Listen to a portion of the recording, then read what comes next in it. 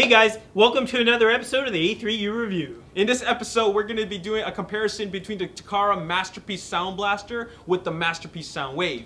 And we have a couple of new guys taking a look at Unique Toys Mania King figure. We're your hosts, I'm Alex. And I'm Spence. And you're watching the A3U Review.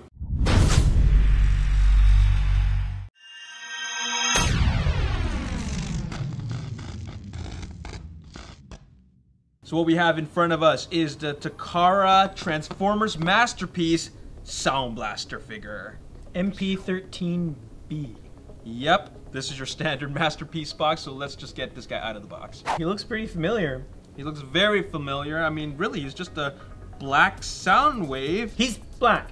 Yeah. That's all it is. It's just a black Soundwave. Just black. Well, obviously the biggest thing about the Soundblaster is he comes with Ratbat. Okay, and that's what a lot of people were really looking for, was the Ratbat to kind of complete that cassette collection of things. And of course this angers so many people because now they have to buy another figure to get the one Ratbat. Yeah, well, you know what? Why don't we take a closer look at the Ratbat? So you can see here, he looks very similar to his G1 version of himself, aside from the fact that it has the cassette logoing on the side of his wings. But, you know, they had to do something, obviously. He's got the gold little back pieces on him. And he's actually, for a cassette, it's kind of impressive. Yeah, it is, in fact, quite impressive because I could not imagine that this actually transforms into a cassette. Well, but it does. Yeah. Yeah.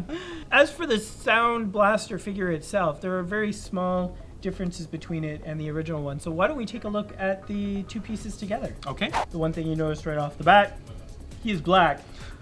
He is blue. But is there anything else that is different? When they made the original Generation 1 toy, it fit 2 cassettes. Okay. Now, the Masterpiece Soundwave fits 2 cassettes. 2. So they had to make something a little bit different on the Soundblaster because the Soundblaster toy actually had a larger chest to fit the extra cassette, right? So what they've done is they put this piece on top. Now, sure, sounds really cool and everything, right? Yeah. But all it is the extra piece that comes with Soundwave glued onto the front. Oh yeah, it so is. You can't even remove it. Oh, this is stuck on. It's glued on. Oh, so that's kind of lazy. It's a little bit lazy. Yeah, they didn't even change the chest design aside from the fact that the add-on piece doesn't have the grid effect that the Soundwave one does. The toys themselves are essentially exactly the same toy. Well, at least there's some things that you know, are paint differences. For example, this part's silver, well, this part's black. But other than that, nothing really that stands out. Not a whole lot. Well, let's take a look at his accessories. Just like the figure itself, they come with all the same parts, except for the guy inside the cassette. Yeah, Ratbat, laser beak. The Energon cube is clear on Soundwave. It's red on Soundblaster. And his gun, the Megatron gun's also red. What is this? I have to ask, like, why red? I mean, okay, sure, maybe you're saving plastic because you're doing a red cube and you figure, let's inject this red plastic into the Megatron gun as well. But my goodness, like, what is this? Yeah, what is this supposed to represent? So silly. It's I have no idea. Yeah, maybe, why give us something like this? Red hot mode? I don't know. But anyway, it's red Megatron, regular Megatron. This one comes with the clear cassette, which is actually kind of nice. This has the pink. To represent the Energon color. Yeah, the Energon color. That's pretty much it. The two figures are essentially the same figure. If you need that Ratbat, then buy Soundwave twice, but once in black. Yeah. What's up, Brainiac? Please vacate the pad. We have a new arrival. New guy, huh? I'd love to see what he's packing. I am quite sure that you would. Yeah, well, I can ride him. Hi, new guy.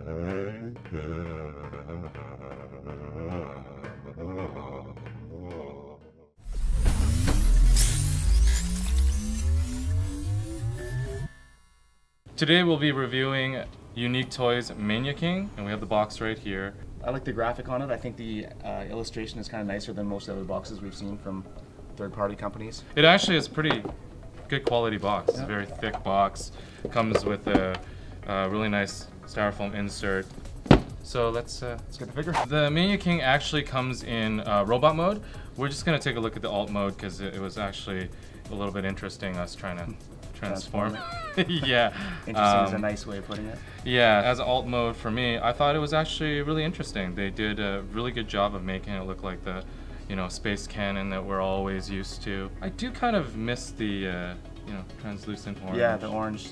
That didn't bother me. I would have liked the actual cannon part being a different color. I find it a little bit too much white, but I don't know, the gold accents do it for me.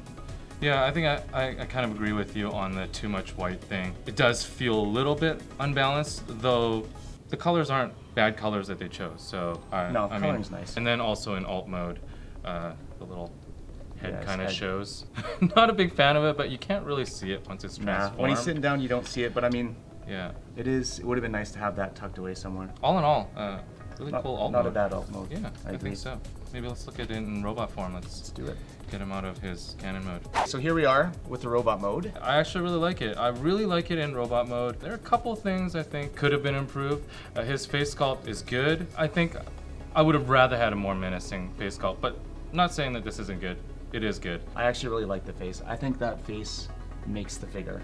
I love the big sort of samurai horns, the exaggerated detailing there. It's subtle, but I like the curve in the forearms. It's not just kind of like a straight form. It has a bit of organicness to it. This is one thing I don't like the size of him so much. Personally, oh, really? I would rather him be bigger. Yeah. You think he scales more maybe with the new smaller deluxes like the Orion Pax level? Yeah, maybe. But I personally think that that's too small of a line, and I don't like the fact that he's a small sized figure that fits with that line. Personally, that's my opinion. But I do like the figure a lot. I personally felt like it scaled pretty decently, and I definitely think this is something that's worthy of going up in the collection and sitting beside everyone. All right, great. Let's give this guy a rating. For aesthetic, I'm gonna give this guy an 8.5. I love his look in robot mode. I wanted to give it an even higher score, but his sizing for me is a little bit off, and it really bugs me that his head shows in alt mode. For me, aesthetics, I gave it a 6. As a whole, I actually really like the figure. I like its proportions, I like the sculpt, I like the design cues.